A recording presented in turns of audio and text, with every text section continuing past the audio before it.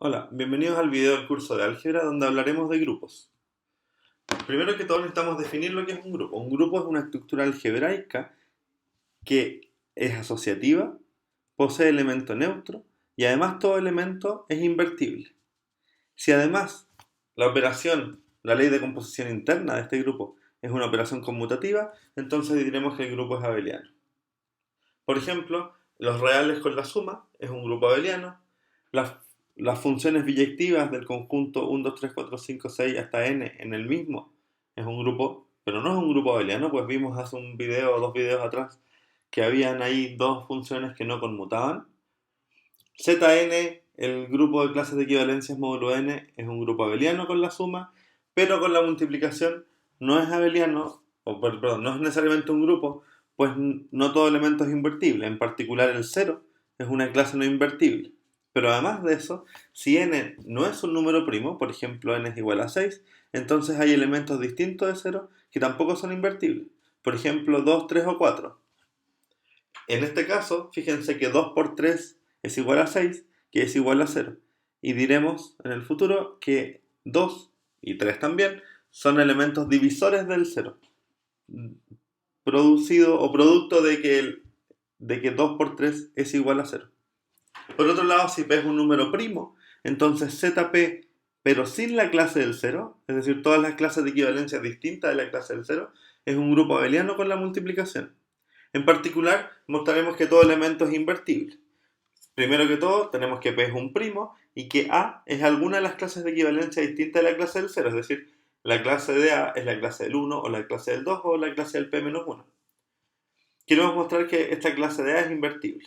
Como P es primo y A no es un múltiplo de P, entonces A y P son primos relativos. Es decir, el máximo común divisor entre estos dos números es 1. Por lo tanto, existen números enteros Q y R, tales que A por Q más P por R es igual a 1.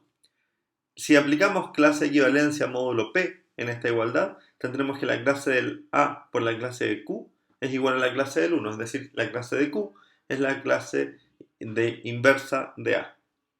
Por lo tanto, A tiene una clase invertible, que es lo que queríamos probar. Definamos ahora lo que es un subgrupo. Para esto consideremos G con la multiplicación un grupo y H un conjunto no vacío. Diremos que es un subgrupo de G si H es un subconjunto de G y además H con la multiplicación es por sí solo un grupo.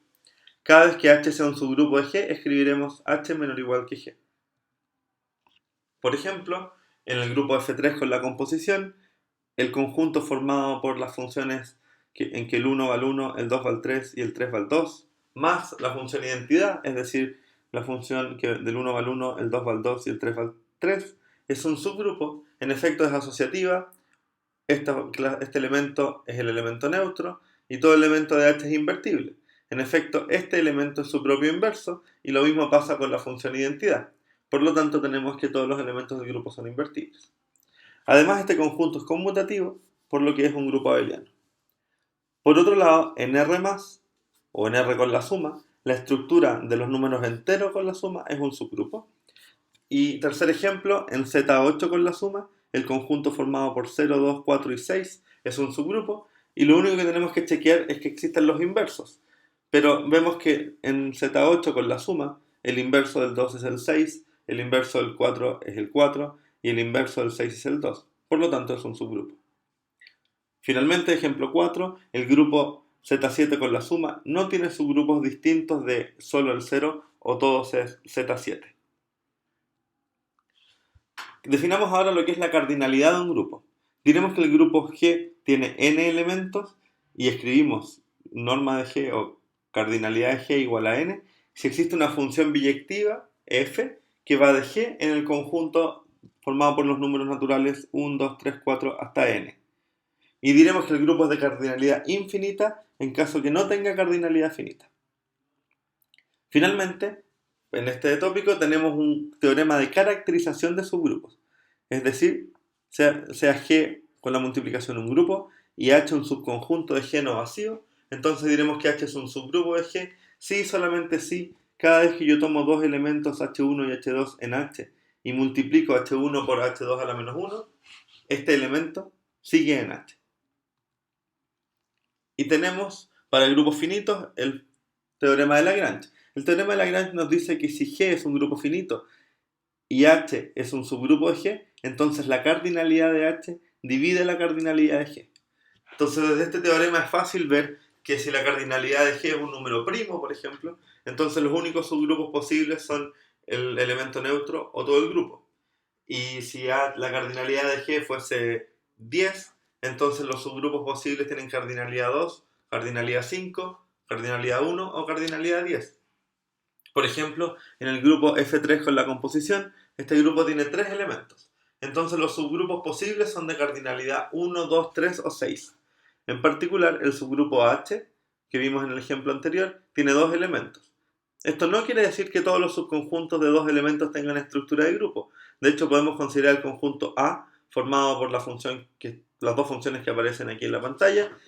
Y notemos que haciendo uso del teorema de caracterización, tenemos que A es un subgrupo si solamente si H1 por H2 a la menos 1 está en el conjunto para todas las posibles combinaciones de elementos de A. En particular, en este caso, podemos ver que la composición de las funciones que 1 va a 3, 2 va a 1 y 3 va a 2, con la función inversa de 1 va a 3, 2 va a 2, 3 va a 1, no es un elemento del grupo. Si se fijan, el resultado no está aquí.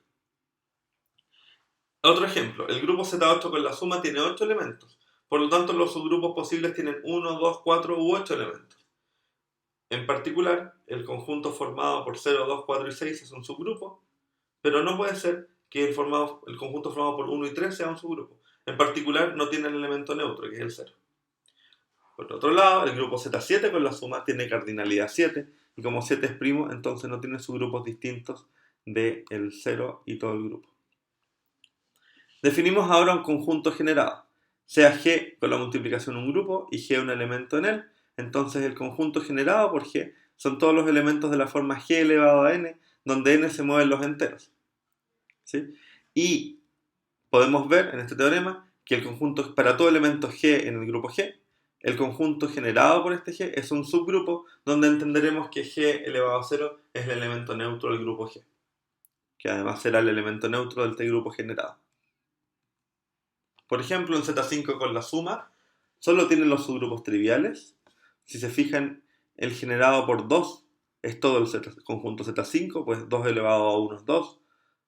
Perdón, en este caso elevado significa ponderación, así que 2 por 2, 2 por 1 es 2, 2 por 2 es 4, 2 por 3 es 6, que es igual a 1, 2 por 4 es 8, que es igual a 3, 2 por 5 es 10, que es igual a 0.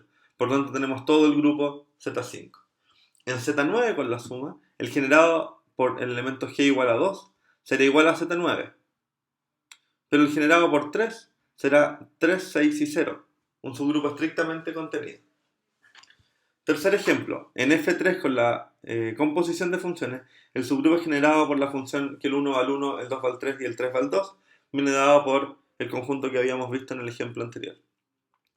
Finalmente, en R sin el 0 con la multiplicación, el subgrupo generado por 2 es un subgrupo infinito. Nótese que aquí, con notación multiplicativa, el subgrupo generado por 2 es efectivamente las potencias de 2.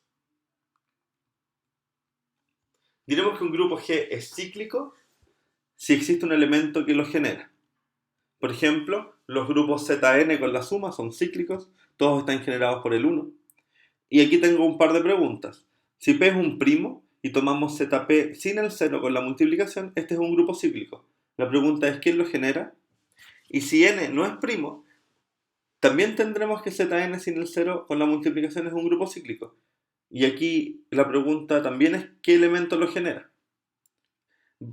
Al desarrollar estas dos preguntas verán que las respuestas no son exactamente la misma.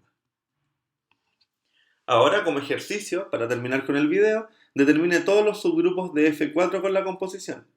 ¿Cuáles de ellos son cíclicos? ¿Cuál será en cada caso el generador? ¿Es F4 con la composición un grupo cíclico? Eso es todo por este video. Que tengan una buena semana.